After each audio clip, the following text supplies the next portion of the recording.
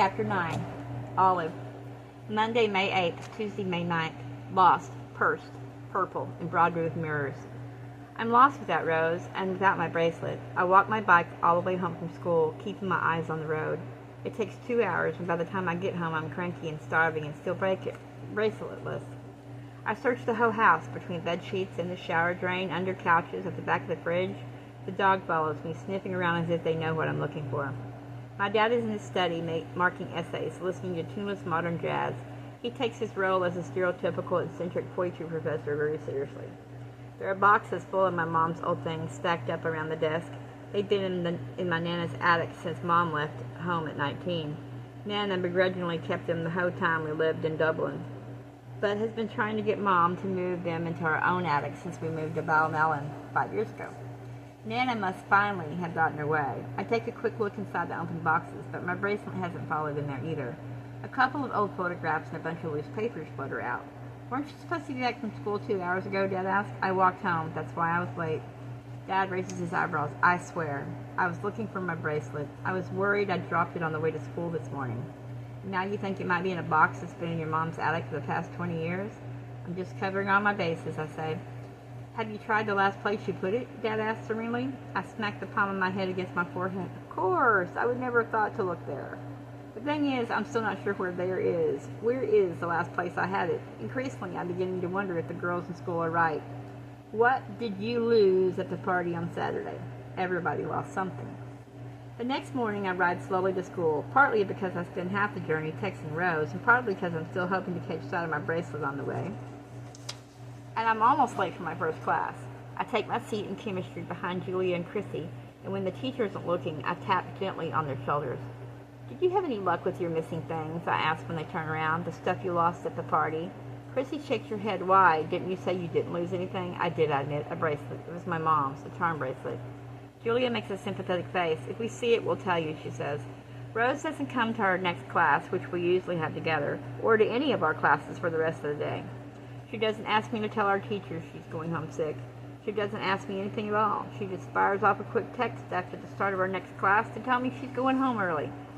I message her updates periodically, even though she doesn't reply to any of them. Not missing much, stop. Chrissy J. Cathedral M. have had phones confiscated twice already, stop. Chrissy for crime of in-class selfies, stop. Ethel most likely watching porn, stop. If I am caught texting, avenge my death, stop. Olive.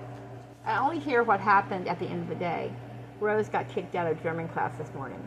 Mr. Fallon comes up to me in the corridor after my last class and asks where she is. I sent her to the principal's office this morning, but that doesn't mean I gave her a pass to skip her next class, too. I give Mr. Fallon a helpless shrug and an excuse I've heard Rose use before, word for word. She had to go home sick, sir. Really bad period cramps. Couldn't stand up straight. I get them myself sometimes when my flow's particularly heavy. It's basically hell. I hardly even blush. Right, Mr. Fallon says, looking a bit uncomfortable. That might explain. But look, Olive, tell Rose that I won't tolerate that kind of behavior in my class again, whether or not she's having women trouble. Women trouble indeed. I promise to keep an eye on her, and Mr. Fallon goes on his way. Heard you were rebelling without me. Stop. I text Rose. Rose doesn't answer to elaborate on her behavior, so I have to assume she just drew rude pictures on her textbook or something again. But then I end up walking behind Chrissy, Julia, and Shannon on the way to the parking lot, and I hear them say Rose's name. I heard she punched someone. Chrissy saying in a Chrissy undertone that probably the whole corridor can hear. Julia replies in a low voice that I can't make out.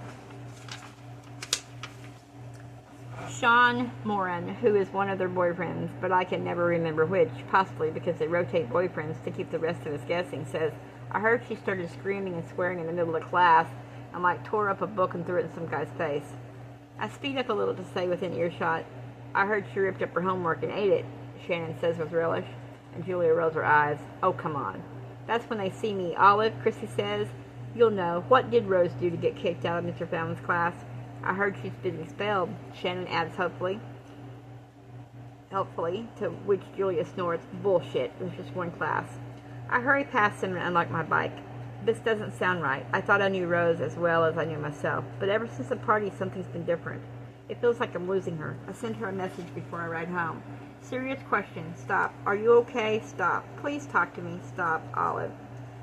My phone finally pings just as I ride in the gate. Under house arrest. Stop. Phone. Use. Discourage. Age. Stop. Mom insisting on bonding time. Stop. Being force-fed scones and medical TV shows. Stop. Kill me now. Stop. Rose. I propped my bike against our overflowing recycling bin and reply, leaving letters and bills and receipts that had fallen down the bin to skitter across the garden. That doesn't explain your absence all day. Stop. Waiting to hear what happened in Felon's class. Stop. Keep me a scone or our friendship is over. Stop. Olive. Emily and Cleo are doing their homework at the table when I get home. Dad is washing the dishes. They don't notice me. If they had, maybe Cleo would have stopped talking about Rose. Heard about Rose Driscoll going crazy this morning, she is saying to Emily. I stop on the threshold. Emily looks over at my dad and leans toward Cleo to answer in a voice too low for me to take out. I know, right? Cleo says Sally, and then she, flipped out, she goes on, tore up the money, and a slight pause for effect, stuffed in her mouth.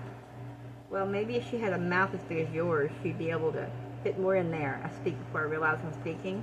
Cleo freezes, an expression of shock on her face. Emily has the courtesy to look ashamed. Don't you have any other vapid rumors to be spreading? I asked, my tone scathing. I'm just saying what I heard, Cleo says. It sounds like she seriously lost it. I'd be worried if I were you. I heard she stuffed a tin in her mouth and chewed it all up and spat it out again right on the teacher's desk. Dad, ostensibly not eavesdropping, turns from the sink with exaggerated gasp and cries, Lock the back door. Cleo starts, obviously having forgotten my dad was there at all. She shoots Emily a look that clearly communicates your dad is a weirdo. Emily studiously avoids my eye. The face you're looking for, I tell my dad calmly, is shut the front door. Ah, Dad says, right, that's the one. He winks at me almost imperceptibly and he turns back to the dishes. Emily and Cleo flee the kitchen as if his embarrassing nature is contagious. My dad is sneakily good at diffusing situations. When Dad's finished with the dishes, he places a wet, sudsy hand on top of my head. Water, water everywhere, nor any drop to drink, he says solemnly. I wave his hand away and shake my head to dislodge the drops. Coleridge, I say, Samuel Taylor, born in 1772, credited with several important items, contemporary of William Wordsworth, probably never frizzled up his daughter's hair after she'd managed to keep it perfectly straight all day. Dad nods with approval. I could never live up to such a man. Coleridge abandoned his family after his daughter was born. Mom says, having come into the kitchen without me hearing, he was also addicted to opium and was horrible to his wife. There's not much to live up to there. Some manner of enthusiastic pop music blasts in through the kitchen door from Emily's bedroom upstairs. I click the battery out of my hearing aid and the world's volume mercifully turns down. Sometimes being deaf in one ear can be a serious asset. I can still feel the bass reverberating in the ceiling. Can we abandon Emily? I mumbled. Neither of my parents hears me. Mom looks around the kitchen. Where's Rose? She asks. I'm grounded, remember? Well, yes, but I didn't think Rose would actually stay away. There's a first time for everything, Dad says cheerfully, and he disappears into the hall. Seconds later, we can hear him loudly and enthusiastically singing along to Emily's music on the landing. Emily turns it off mid-song. Mom sighs in relief. I click the battery back into my hearing aid, just in time to hear her mutter, she'll probably never listen to that song again. Her life will be better for it, Mom. As will mine, Mom closes her eyes. I'm dropping your grandmother down to Dr. Driscoll's for a checkup, back in an hour or so. I stop the kitchen door. I thought Rose's mom wasn't working today, I say. No, she is. Nana's got an appointment with her in half an hour. Rose is lying to me. She's not home bonding with her mother, being force-fed scones. Why is Rose lying?